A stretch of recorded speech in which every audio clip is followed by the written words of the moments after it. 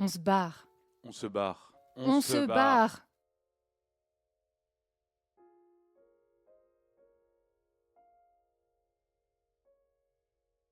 On se barre parce qu'il y a red flag.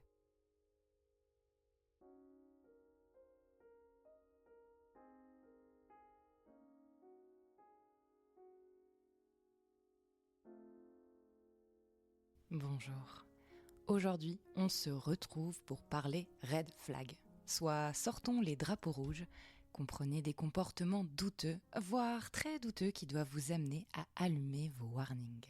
J'ai imaginé cet épisode comme un petit kit de survie léger mais pas sans fond pour éviter de finir en milieu hostile chez les siphonnés du carafon.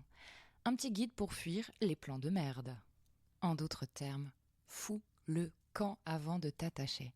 Parce qu'après, il y a mesdames ces hormones qui viennent faire leur petit bordel dans ta tête et tu peux créer des dépendances à de mauvaises personnes et pour de mauvaises raisons. Toi, qui m'écoutes, tu vaux mieux que ça. Aime-toi et crois-moi, tu n'accepteras pas que l'on dépasse tes limites. Hors de tes limites, c'est ça le danger. Ne t'abîme pas pour avoir un peu l'impression de vibrer. Ne mets personne sur un piédestal à part toi. Tombe amoureuse ou amoureux de toi d'abord. Je sais ce que ça fait, la peur de l'abandon. La peur de se retrouver seul et le besoin de la validation de l'autre. Mais toi, tu vaux de l'or. Tu n'as pas besoin de ça pour briller. Rappelle-toi, tu ne sauveras personne à part toi.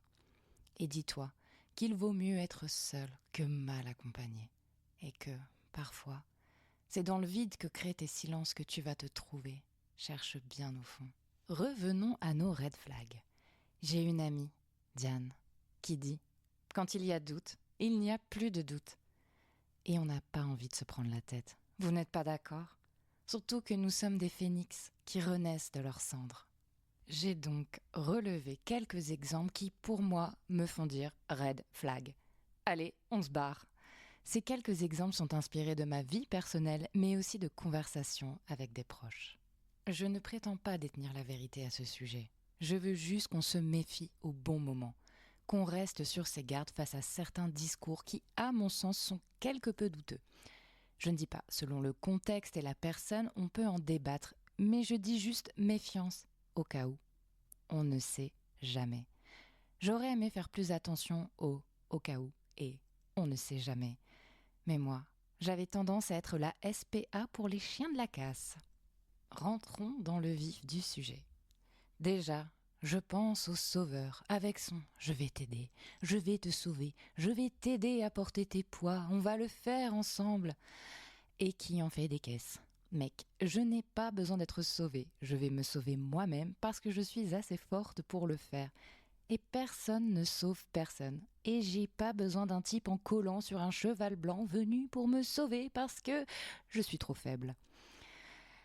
Je peux me payer un psy, tu sais. Red flag.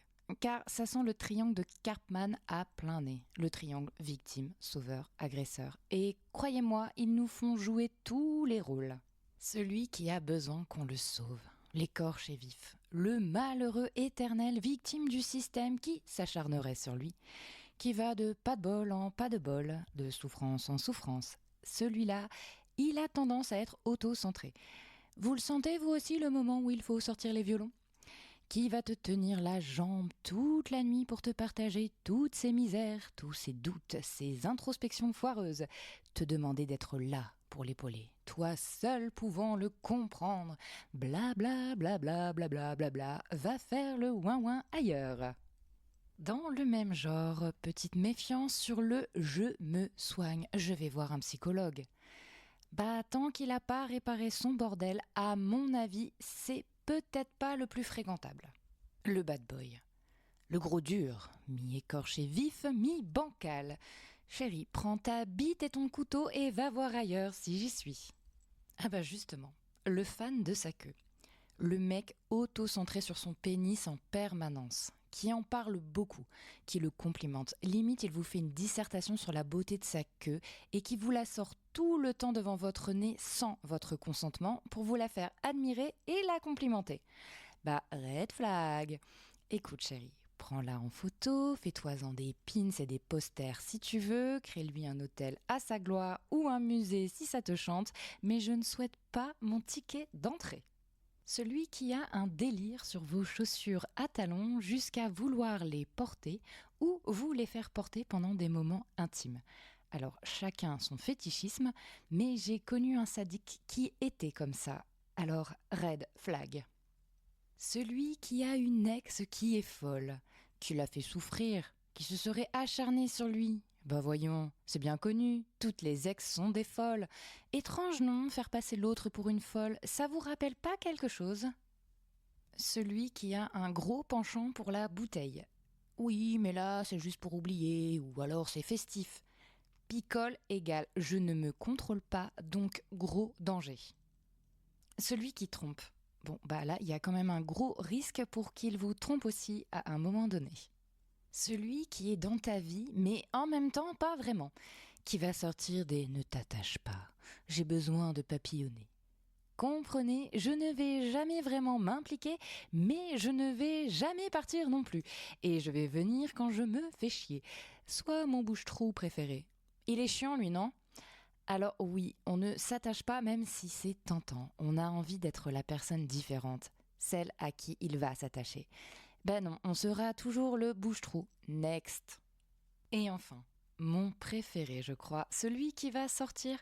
Tu sais, je me demande si moi, j'ai pas été aussi un violent conjugal.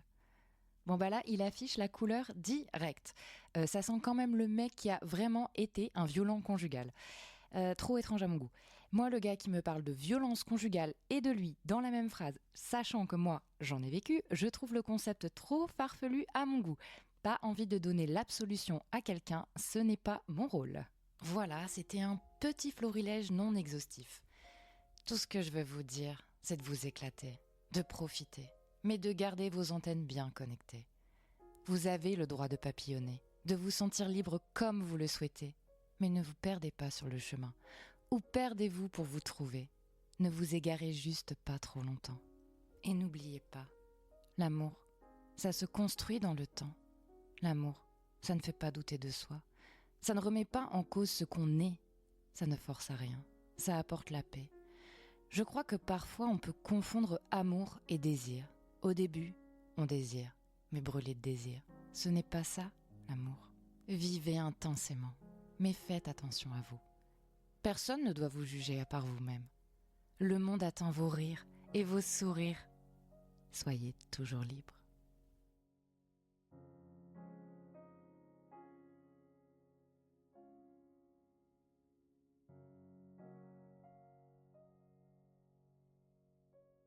On se barre. On se barre. On se barre.